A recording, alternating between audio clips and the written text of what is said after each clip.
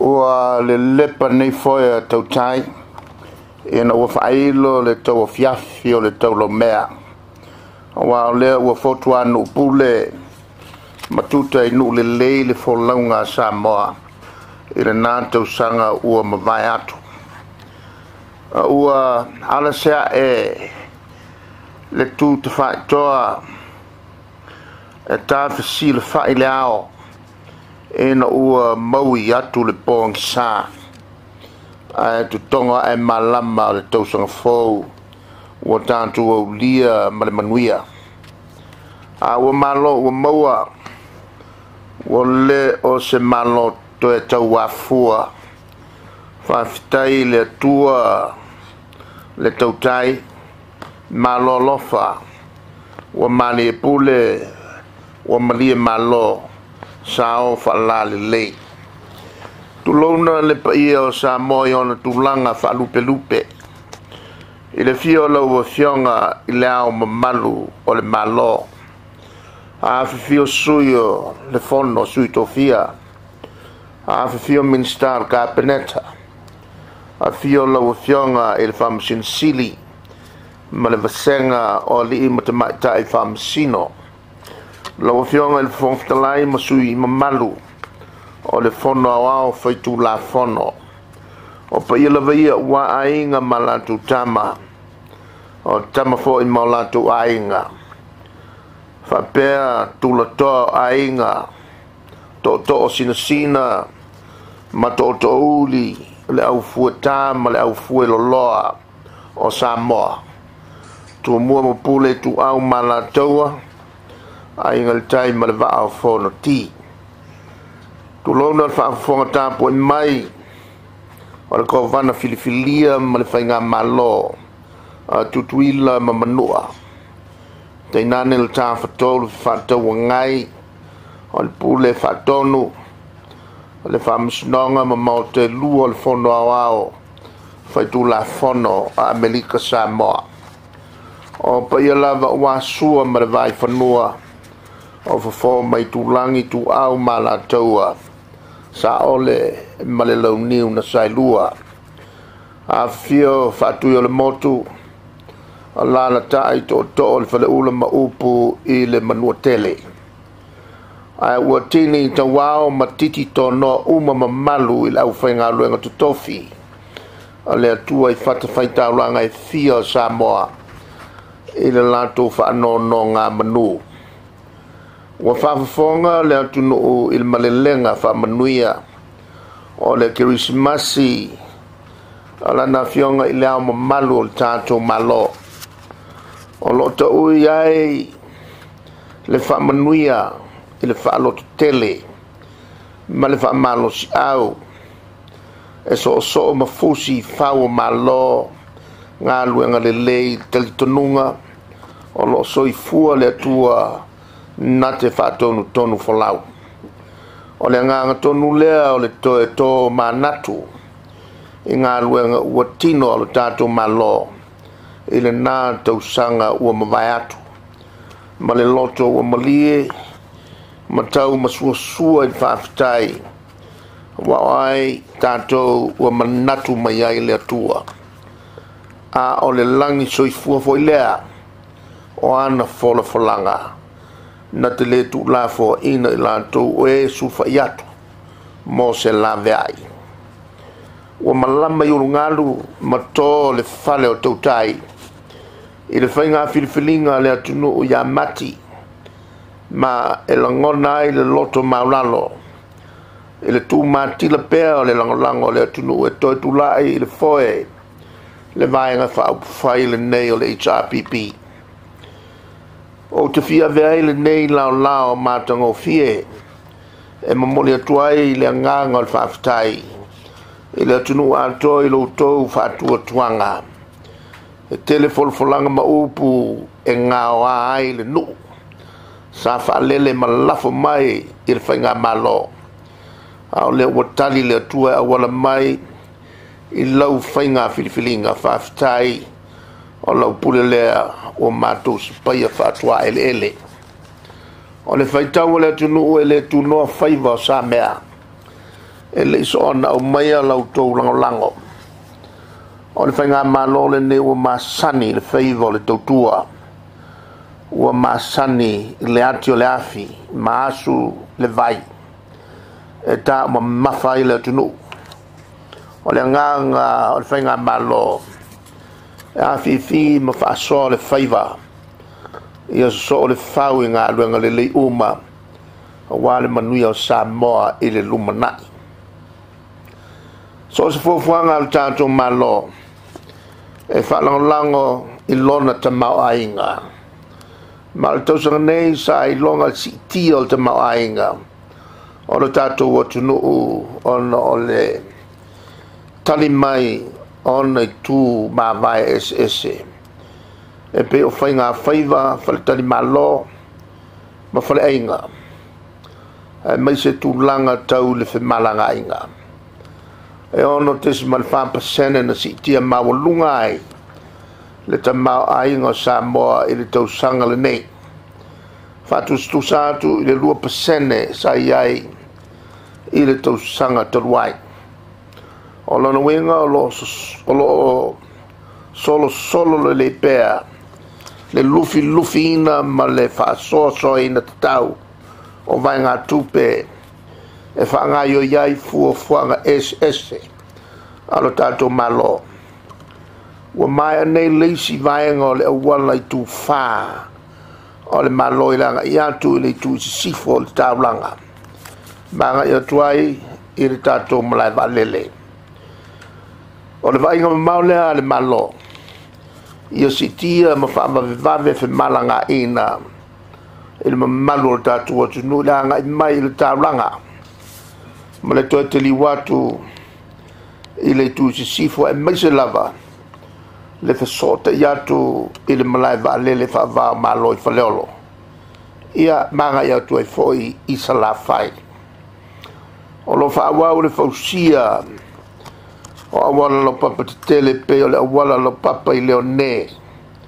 Ma ua ta oto foi fuafuanga mo isi awala lo papa i vaisingano ma le Malielegaoi i sala whai. E whapea fo i mali tele o isi ngā luenga umaia. Wa lava si tia o nanga alo tātou malo. O nei ati na e uma. O lo oma manu i le tausi sia pulenga le lei. Ma le maua le atunu o awa no tutusa e whai sao ai i le tamau ainga. Ua maalo le u ofe. I ngā luenga i tele o lo wha ngā solo nei mo le tātou malai valele i le tatala i o lona vaenga mua o le tasi le nei ati na e whaalangolango i ai le whaatupu tele ina o tangata siasi mai mo mai Samoa ma tupu ai ma ngā luenga mo tātou whanau o lo whaawau nei le vaenga lua ma le tolu o ngā luenga ma a fina ngā loa i le tua e te tau ana wha mai a i le whai unga o le tausanga nei lua fesul ma le fitu o le atoanga lea o le ai ma tātou o wala savali a ngai i le valele o se matati a mawalunga o mawhai o na hausia talu ana wha mai le tātou malai valele wha vā malo o le sangata pueina o tātou wati nae e whato sina mai ai tangata asiasi mai lea tunu o le mafuanga lea na mapuna e ai se mafaufaunga ia si tia folinga o le talafatai o le tātou taulanga i pia e whai mato ainga mo tangata tāwhawhau mai mo mai Samoa o lea uwha maunia le fuafuanga mo le nei ati nae. E a fuafua mai mo le nuhu se ia o atu i tau mesina. Ma le ai fo i au unanga ese mo ta whaonga a ainga. Fale ainga, fale malolo ato ai ma no fuanga whasao. O le atu matila i le taulanga o pia i tu risi au to wa mai i Samoa nei.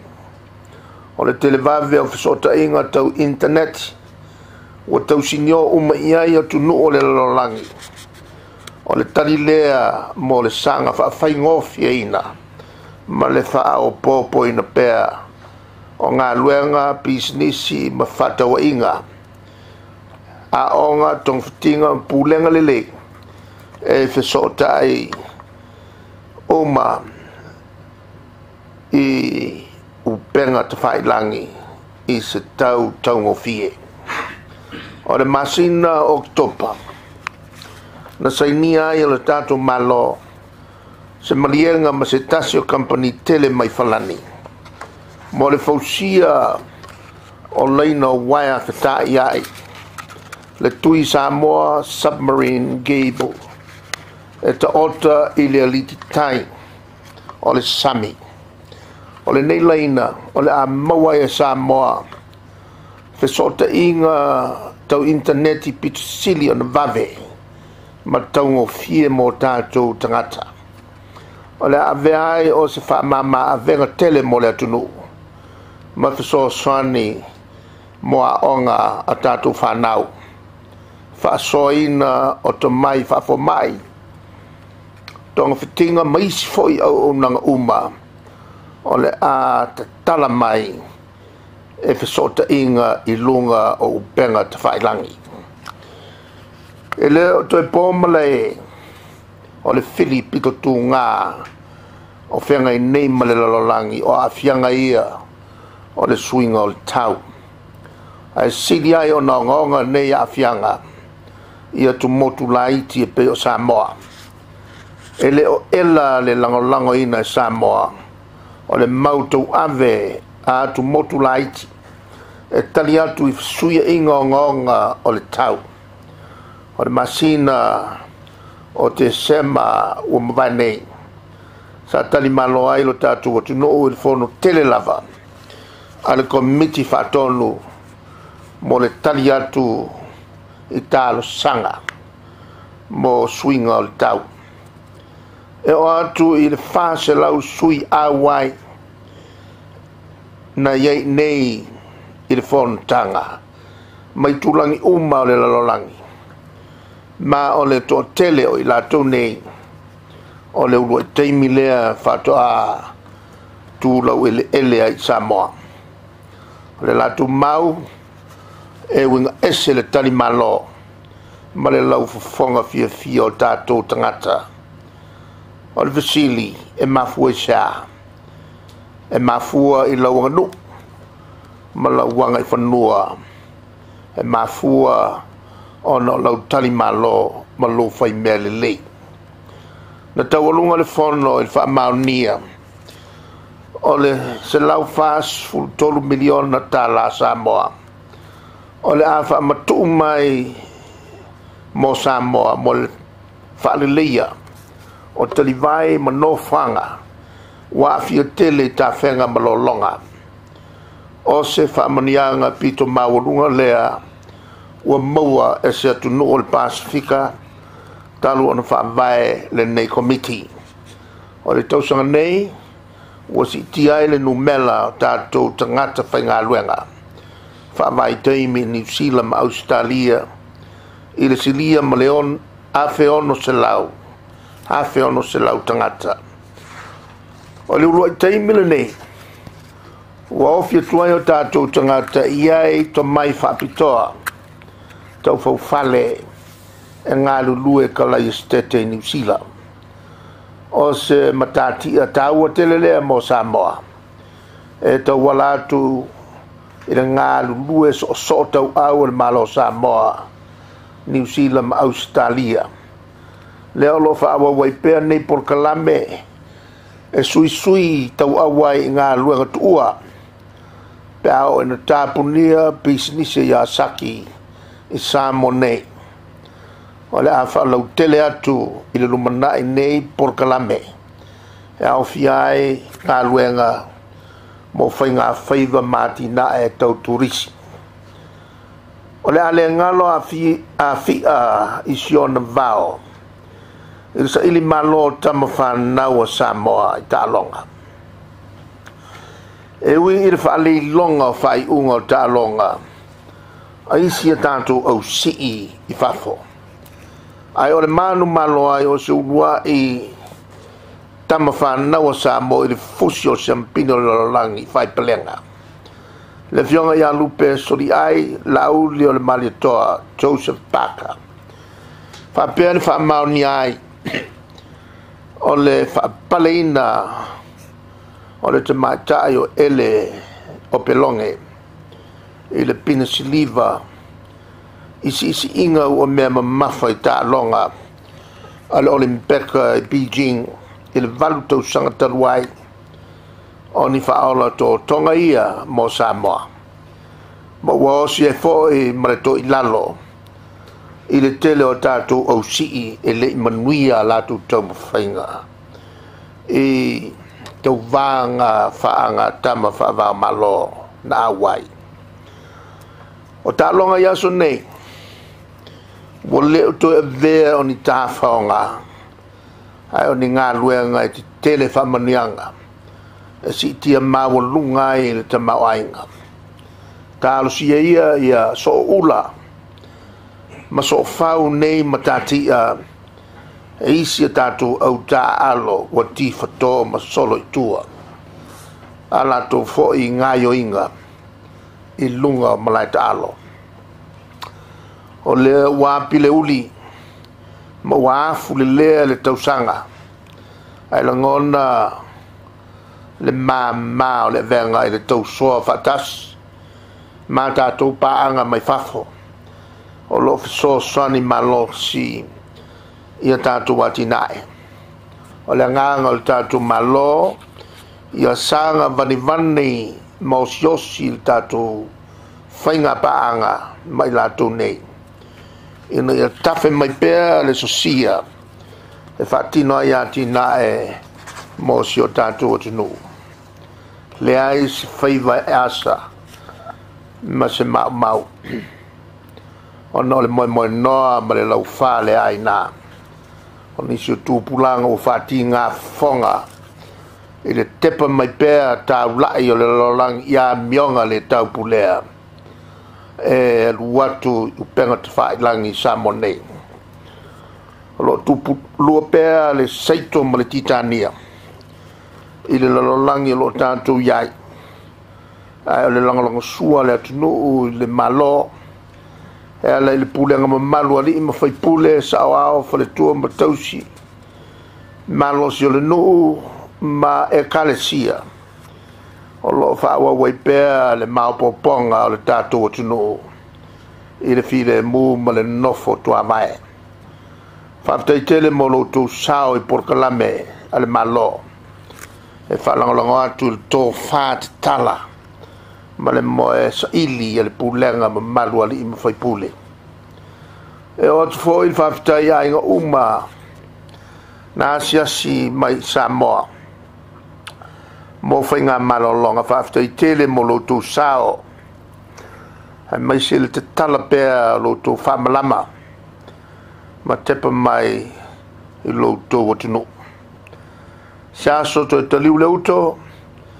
Ia fofola e le atua le maata anoa e tangu tu ngutu o ala vale. Wa sina nei le ngalu wa ite foi whanua lalo. Ma wa whatau muawa nei lo tātou sā. E whawhi loa ai le tausanga fau. Le atua mamanae wha malu mai o ao ia Samoa. Ia a pelea pea e lo alofa tu no le atunu.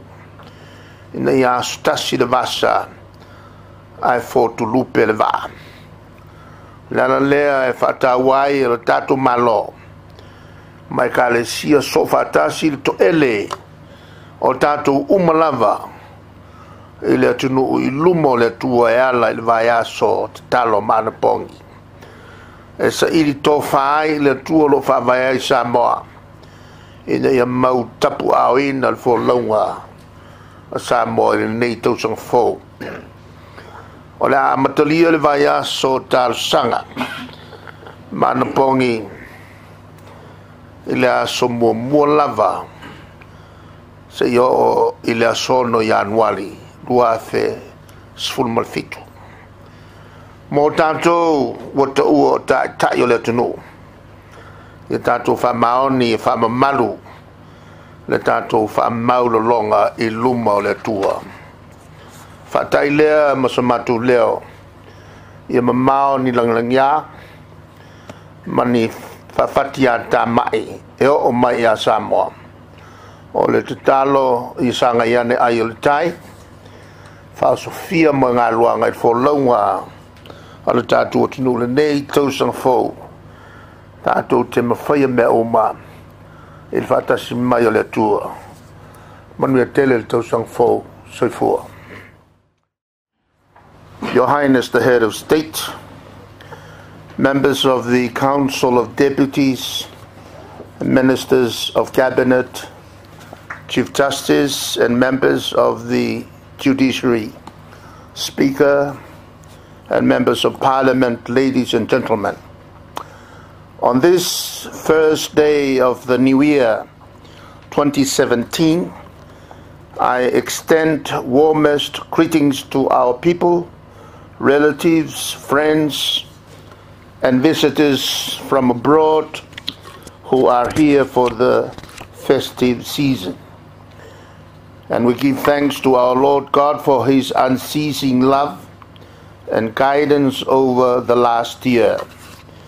We farewell 2016 with much satisfaction in our achievements and take forward to 2017 lessons to fortify government's efforts in strengthening our country's economic development and to make our homes and communities safer. The general elections in March reaffirmed our people's continuing support for the HRPP to remain at the helm of government, and I remain humbled by the continuing confidence and trust in the HRPP-led government. Our determination and commitment is as strong as it has always been throughout our time in government to do the best for our people and country. Our economy picked up strongly last year, following strong growth in fish export, notable gains in accommodation and restaurants, and remarkable growth in the transport and construction sectors, with a number of government projects currently under construction. This has consequently led to real GDP growth of 6.4% for 2016 compared to 2% in 2015. I would like to acknowledge with gratitude the hard-working public servants, private sector, and the local communities whose efforts, sheer determination, and assiduousness have led to the manifestation of many accomplishments for Samoa.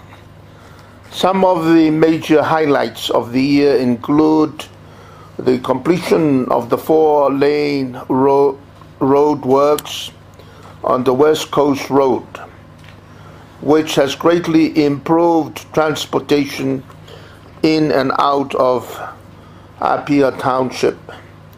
These roadworks will continue further towards Faleolo International Airport and the wharf at Muriwhanua.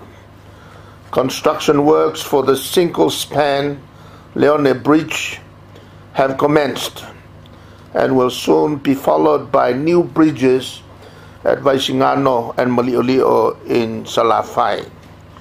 The first phase of the integrated aviation project involving the new departure lounge for the Faleolo Airport was completed in November. This project portrays government's commitment to the development of tourism in providing modern facilities for the comfort of traveling passengers, as well as facilitating larger aircrafts bringing more tourists to our shores. Government is also committed to boosting its economy through tourism with its investment in the Apia Waterfront Development Project and extends from Molinuu to Taumesina for a major facelift in its town area. The project will include recreational parks and fun activities for families and tourists. In the hope of strengthening Samoa's domestic and international connectivity, the government, through the Samoa Submarine Cable Company, signed a turnkey contract with Alcatel-Lucent Submarine Networks to roll out a new submarine cable system called the Tuilaepa cable that is laid between Samoa and Fiji.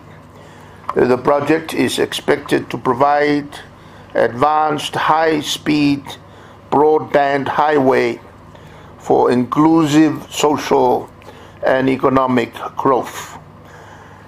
The detrimental impacts of climate change continued to be felt worldwide, and especially in small island developing states like Samoa.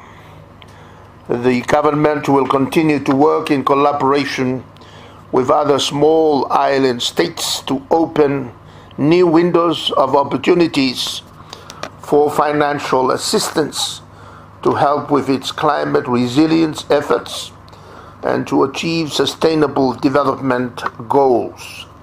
In December, the government hosted the Green Climate Fund board meeting in Apia. The meeting attracted 400 delegates from all regions of the world and was the first to be held in the Pacific.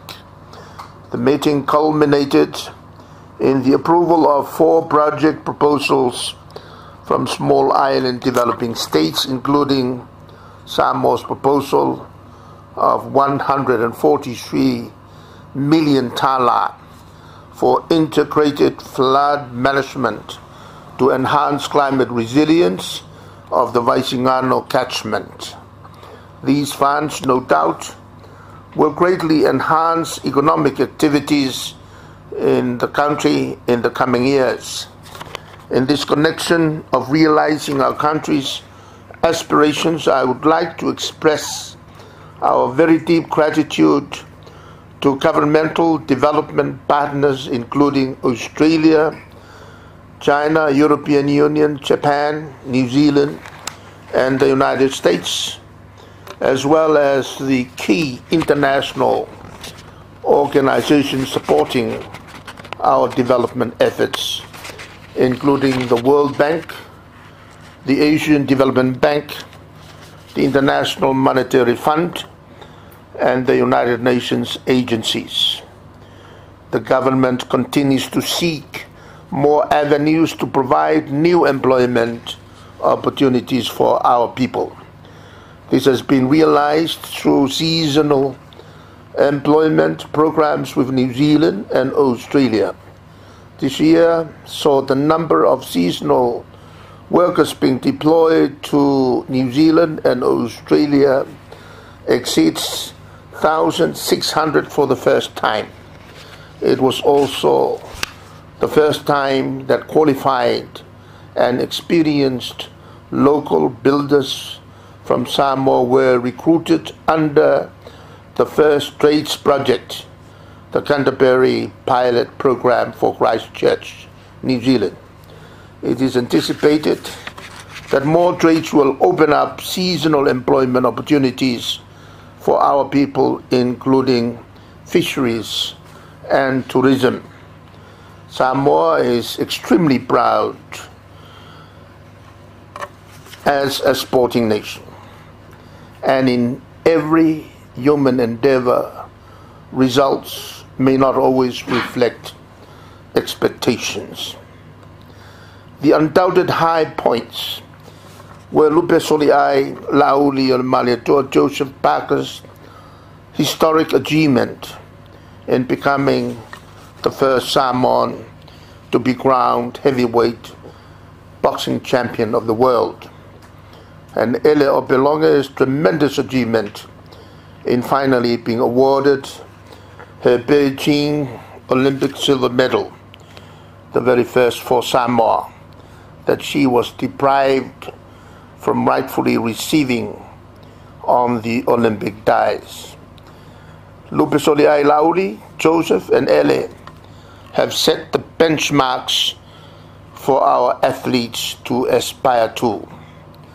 Last week, His Highness the Head of State offered Christmas greetings and encouragement to our people to strive for excellence through faith in God. In this same vein, I would also encourage all our people to never give up in doing good deeds for yourself, your family, and for Samoa. In God, all things are possible. I wish every family and the people of Samoa a glorious and safe New Year. Ia manu tele tau sa fo, soi fo.